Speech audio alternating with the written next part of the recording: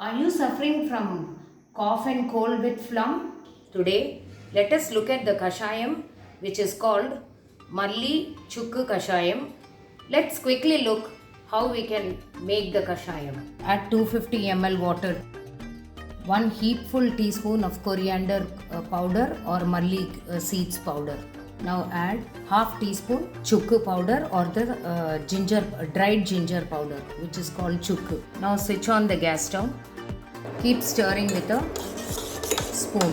The ingredients added in the kashayam can be purchased from Amazon, and the links of these are provided in the description below. Keep stirring.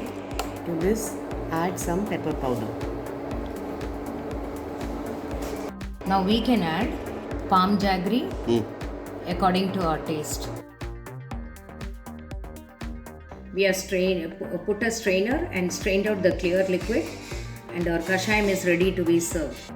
Instead of jaggery, you can always have add 1 teaspoon of honey and serve piping hot.